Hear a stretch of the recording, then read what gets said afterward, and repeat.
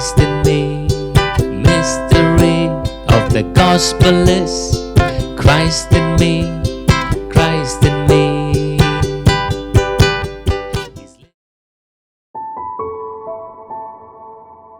Church, last Sunday we started a new series on having servanthood attitude. Though we are the sons of God, amen. The Spirit of the Son of God lives in us. We are the sons of God. We cry out, Abba, Father. But then we must have servanthood attitude. Why we must have servanthood attitude? We saw that in detail. Those of you who missed the message, you can go and find that. The title of the message was Sonship is our identity, but servanthood is our attitude. Amen. Glory to God. A quick recap of that message. We saw clearly Jesus being the beloved Son of God. Yet in Philippians 2:9, we saw that he did not consider himself equal to God and take advantage of it. Yet he completely humbled himself, was born as a human baby, lived here for 33 and a half years. He went to the cross, suffered, and he was obedient to die on the cross. He had that servanthood attitude towards God. He was the bond slave that talks about in the book of Exodus, Deuteronomy, and Leviticus. When we see the ceremony of the bond slave in the Hebrew culture in Old Testament, we saw how a free willing servant wants to pierce his ear and want to live and serve his master forever. It's a direct shadow of the New Testament, how Jesus came down, was willing to be our suffering Savior, and he was serving us. He is yet serving us as the high priest forever on the right hand side of the Father, interceding for you and for me. So we see that we have a great example of Jesus, how we must have the servanthood attitude towards God and his children. We serve God by serving his people. We serve God in his kingdom. We serve God in his church. We serve God, our Father, in his business. It is Father's business to go and share the gospel. It is Father's business to bring the people. Amen. Glory to God. We saw that Apostle Paul, he was following the footsteps of Jesus, and how in the book of Romans, chapter 1, verse number 1, when he is introducing himself, writing the letter to Rome, he says, Paul, the servant and the apostle of Jesus Christ. I explained to you last Sunday the word servant that Paul uses to describe himself is not just any ordinary servant. He is talking about a bond slave. When you study in Greek, I told you in the New Testament, 6 different type of Greek words are used wherever servant is mentioned. The word Apostle Paul is using is the most slavish word, that is bond slave. He said, Paul, the bond slave and the apostle of Jesus Christ. He was walking in the footsteps of Jesus. Though God never calls us servant. I explained to you from the story of prodigal son. We saw in prodigal son that the son was returning back home, and son wanted to be taken back by his father against whom he had rebelled. He rehearsed the statement throughout the journey just to tell him, Father, I am unworthy. I have sinned against heaven and you. Make me one of your hired servant. That speech which son could never complete. Why? Because father does not call you servant. He calls you son. Amen. The Bible says in Ephesians, we are accepted in the beloved. Amen. Today you and I are the beloved children of God. Glory to God for the honor, the acceptance, the adoption, the Spirit of the Son that has come and is living with us today. Amen. In the book of John, chapter 15, even you see, Jesus calls you and I. He called his disciples. He said, greater love has no one than the one who lays down his life for his friends. Amen. Glory to God. In the Old Testament, we see throughout the Old Testament, there was only one friend of God, and his name was Abraham. But then when Jesus came to earth, he addressed his people, he addressed his disciples, which includes us. He addressed us by saying, calling us, we are his friends. Amen. Glory to God. Today we are his friends. We are the friend of God and we are the sons of God. That is our identity. Glory to God. I continued my search. I continued my research and found a beautiful discovery in the Bible about apostles, the disciples who were following Jesus, why every one of them had this address, this recognition, this introduction to them when they are writing their letter. As we saw last Sunday, Romans 1:1, Apostle Paul said, Paul, the bond slave of Jesus.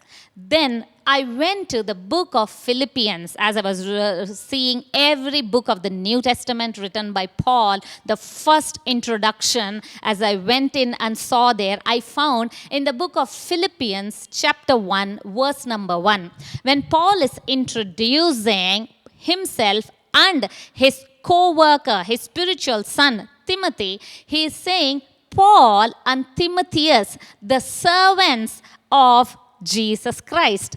Again, he's addressing and giving his introduction to a Philippi church, saying that they are the bond slave. In the Greek, it is not written servant. In Greek, the word is doulos.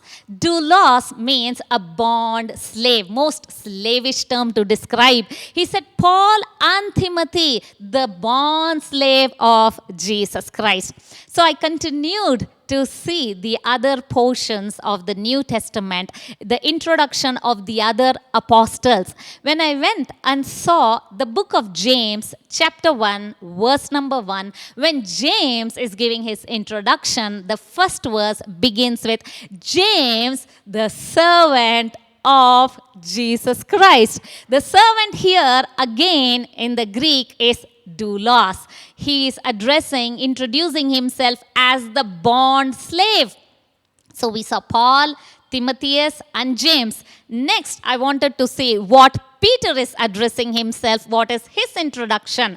So I started studying my New Testament, went to the book of Peter in 2 Peter chapter 1, verse number 1.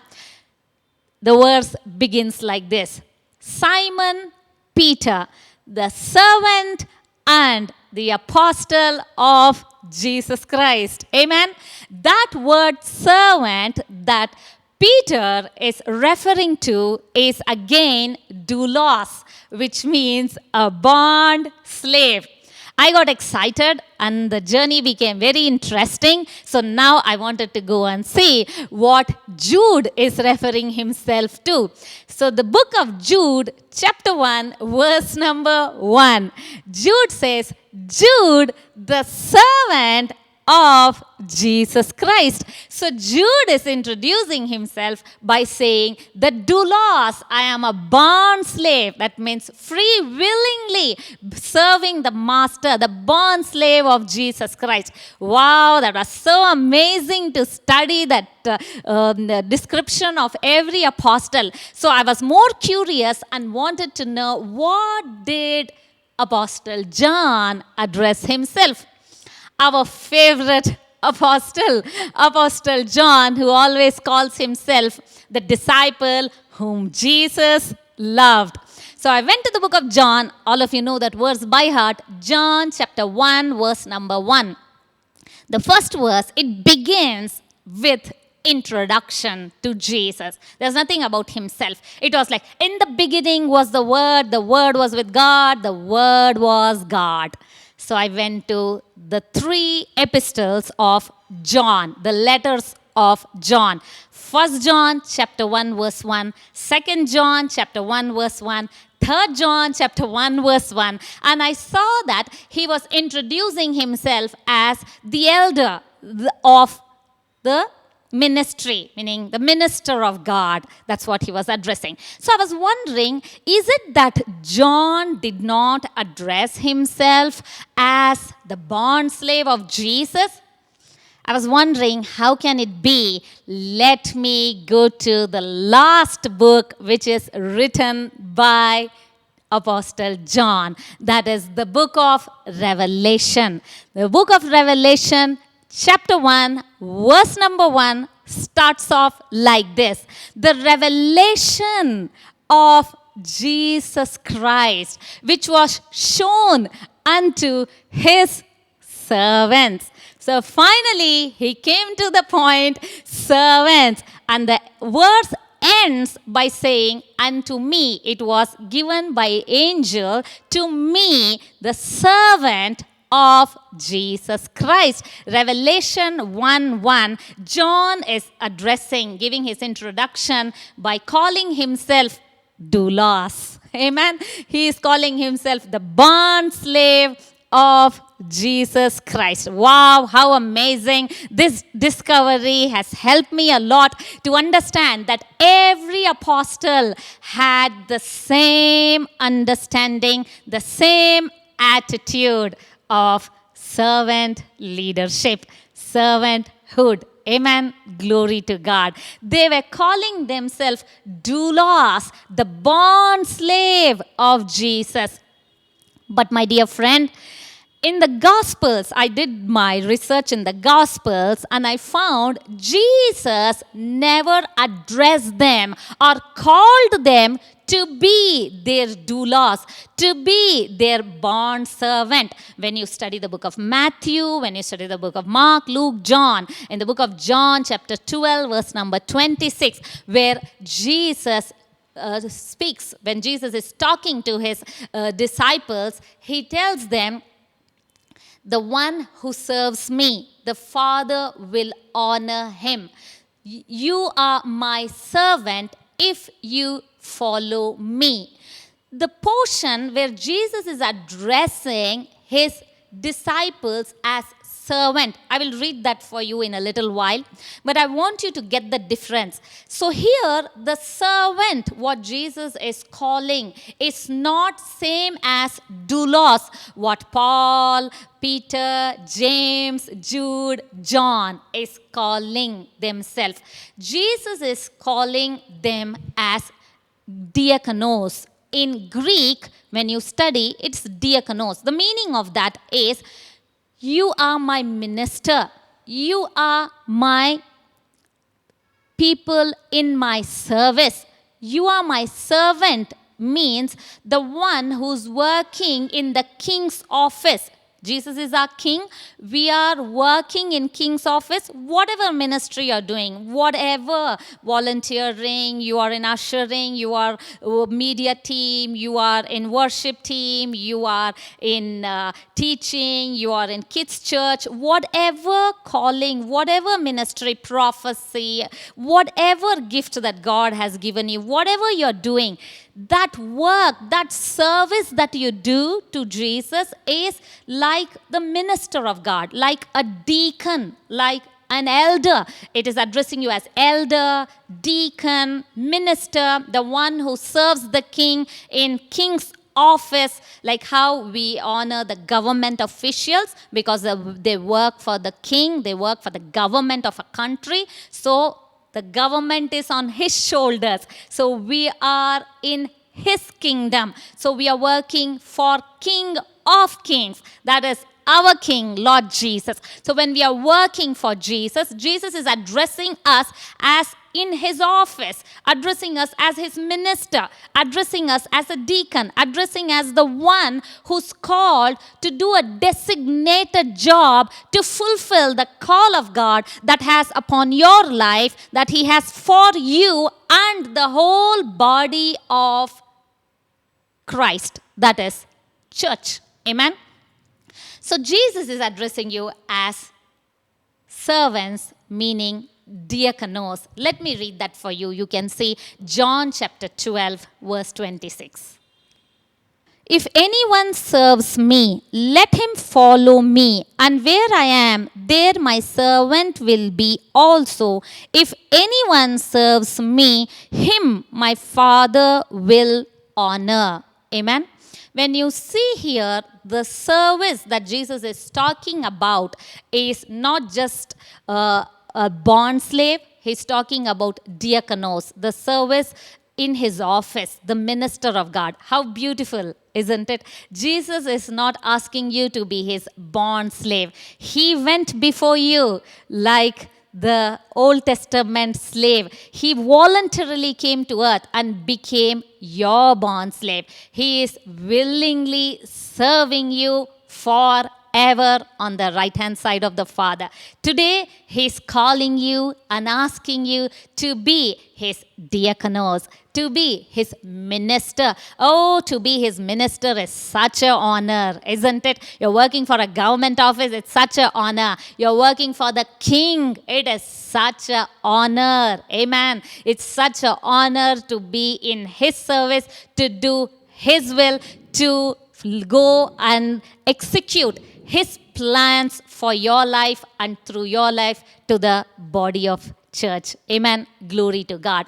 Why? Why all these apostles, though Jesus did not address them doulos, why are they calling themselves as doulos? I told you, when you understand his love, when you know the mystery of the gospel that Christ is in you, when you know what he has done for you, when you know he paid his precious blood to redeem you, then you say, I am completely sold out to Jesus. Amen. Glory to God. That's what Paul was saying. I am completely sold out to Jesus. That's what Peter was saying. James, Jude, John, Timotheus, they were saying, I am completely sold out to Jesus. Amen. I want to serve him. He is my master. Glory to God. I want to serve him in my thoughts, in my emotions, in my feelings, in my flesh.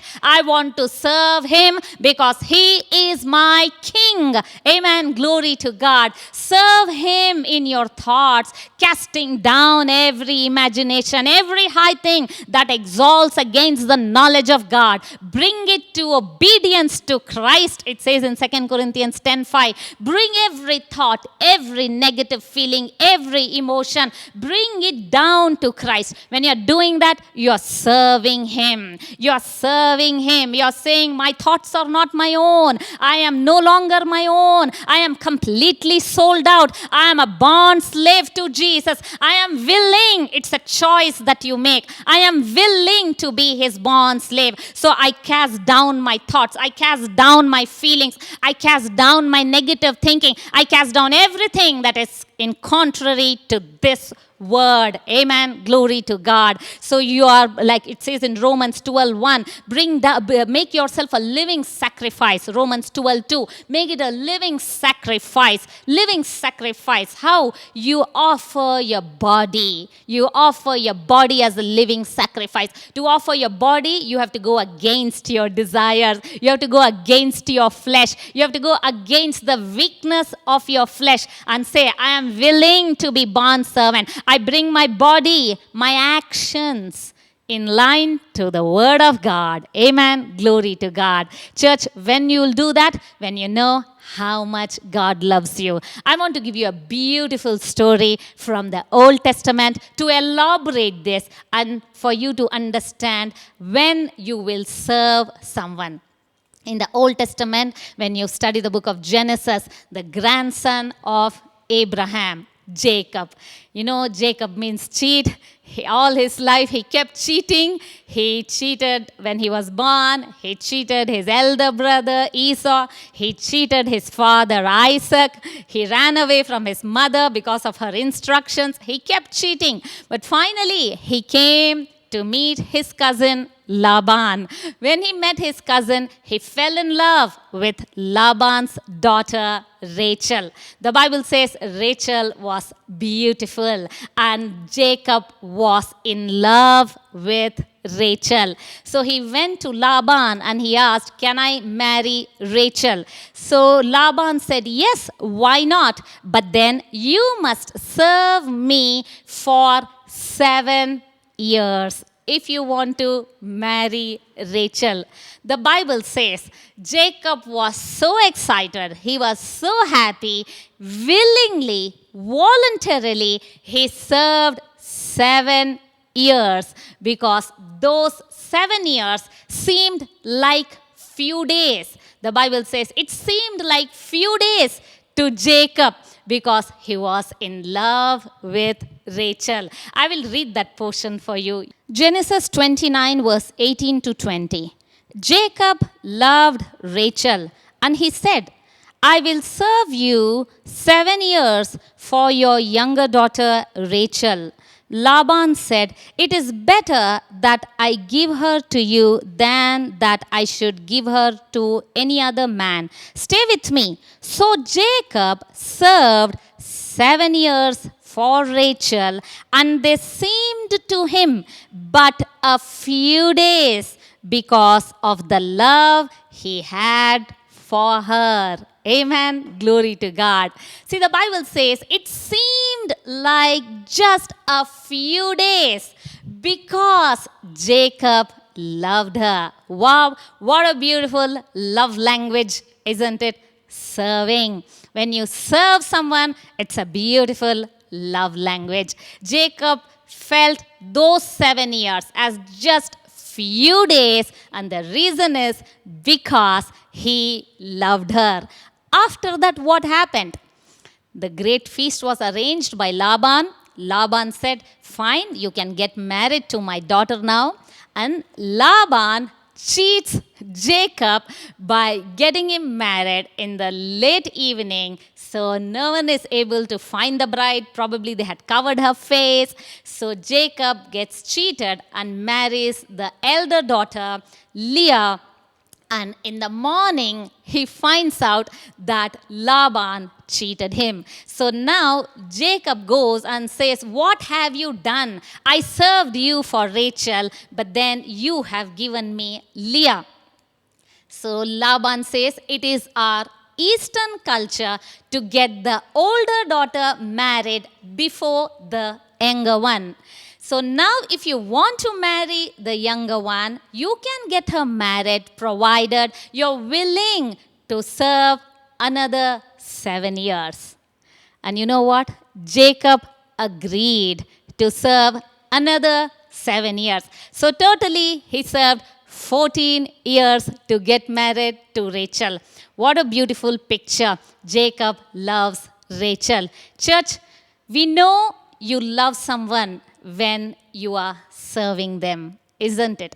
The Bible says that Jacob served because of Rachel. Today, if you say you love God, you can serve Him like Paul, Peter, James, Jude, John. And Jesus did exactly the same. Jesus had to live His glory, become a human baby. He had to limit Himself to this atmosphere, this environment, limit Himself to human body, to tiredness, to hunger, thirst, sleep. He was so limited. And He was here for 33 and a half years. His suffering didn't start 12 hours before crucifixion. The passion of Christ was not just 12 hours before. his death on the cross. The passion of Christ began when he was born as a baby in a manger. Amen. To human. Amen. A virgin birth. He was willing to be confined to be a human baby. Oh, glory to God. Because for Jesus, it seemed like a few days because he is so in love with his creation. What a mighty God we serve. When we understand that he was so in love with you, the suffering Savior of the Gospel of Mark, which portrays the face of Jesus as servant. When you look at his angle of servanthood, servant leadership, towards his children, you want to walk in his footsteps and you want to say, Jesus, I'm completely sold out to be your bond slave. I'm willing to serve you with my talent, with my time, with my finances, with my strength, with everything that I have. As for me and my house, we will serve the Lord. When you say, I will serve the Lord, it is not a compulsion. It is a free choice of decision that you make to serve God. Amen. Glory to God. Church, in the world, most often we see when people are praying, they are praying, God, bless me, bless my family, bless my children, bless my cat, bless my dog. It's most often I, me, myself. Why not we be the rarest? Why not we be the few who will say every morning to God, God, what can I do for you today? Amen.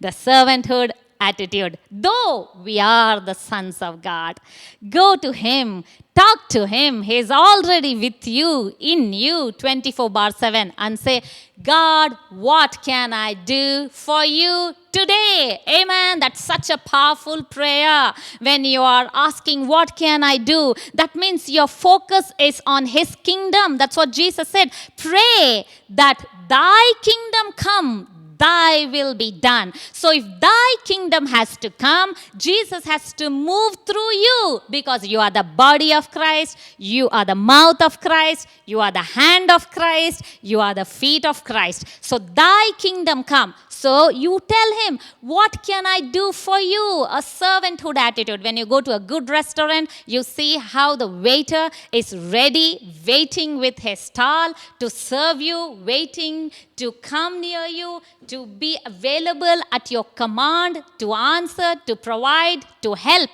Then we call that restaurant as good customer service, isn't it? So we give that waiter a good tip because he's been so kind, he's been so wonderful. Everyone likes to be treated well. And for this God who has served us so much and he is in the business of serving us, why not we go to him and say, what can I do for you? What service shall I do? In which department, in which team shall I work? Whom shall I go and lay my hands and heal the sick? Whom shall I go and preach the gospel? Show me, God, to which ministry, to which individual shall I give my money? Shall I sow to them? What can I do for you today? When you ask, it's such a powerful prayer. You know, it's such a beautiful feeling that you're giving to God that he is loved by you. Amen. We often, always, we enjoy his love. Church, we are his children. His love is shed abroad in our hearts. So we love God with his love. We love God, his people. So when you ask him, he guides you. He leads you. He has a plan for your life. He will tell you which direction to follow. His word is a light unto my path. He will give you light to your direction, where you must go and what you must do, and fulfill your purpose and your call that God has upon your life. Amen. Glory to God. Like all these apostles today, can you say, yes, God, I am completely sold out. Yes, I am willingly your bond slave. Oh, what a beautiful uniformity. What attitude every one of them had. Oh, glory to God for his love. They understood. They understood him. Amen. He never commanded. He never ordered them or us to be his servant. He was only talking about blessing us. Whenever God calls you for ministry, whenever God assigns you a job, you can be sure that he has called you to bless you. He has called you, through that you will be refreshed. As we know, we all are blessed with all spiritual blessings. What do I mean to bless? Because the Bible says in the book of Proverbs, the one who refreshes others himself will be refreshed. So when you go to refresh others, when you go to do the call that you have upon your life, when you go to do the purpose that God has planned for your life, you are so refreshed. You feel life flowing through your veins because you're fulfilling the purpose, the destiny, the call that God has upon your life. Amen. Glory to God. Yes, church, I want to encourage you to be a willing bond slave and be completely sold out for his glory, and look out for every opportunity to serve him by being attentive to his guidance and his leading. Amen. Glory to God. I have some more things to discuss. The following Sunday, I will be taking much more detailed study. So, God bless you. Praise Jesus, church. We are studying about serving, and what an amazing study that was. I really love the study of all the disciples having the same introduction of themselves. Every disciple, be it Jude, James, Peter, Paul, and even John in Revelation, introducing themselves as completely being sold out and as a bond slave for Jesus, leaving no place for any confusion for the verification of our love toward God. So today, if we say that we truly love God, that means we must be serving God. If we say we truly love God and if we are not serving God, listen to this, church. No matter, even if we keep singing 1,000 times, I love you, Lord, with all my heart, but if we are not serving God, that means we are under self-deception. And you know what? Self-deception leads to self-destruction. Don't forget that. So it is always good to verify all our words according to what the word says. So this morning's study was just that. If we truly love God, we will be cheerfully serving God. What an amazing study that was. Now, what is serving and what are the benefits of serving God is what we are going to discuss in the next couple of weeks. So don't miss these powerful messages, which will truly help us to grow much in His Word and for the kingdom work. Amen. Amen. So thank you for listening to this message. We firmly believe that it was not an accident that you heard God's word today. If you were blessed by this video, kindly comment below and let us know how it has helped you. You too can be a blessing by sharing this video with someone you know. And do not forget to hit the like button and subscribe to our channel as we regularly keep uploading videos. We are committed to pray for you, and never forget, Christ is in you. We believe you were blessed by this message. Our vision is to make known the mystery of the gospel, which is Christ in you. You can be a blessing by partnering with Priya Abraham Ministries to share this good news. To partner, visit priyaabraham.org/partner.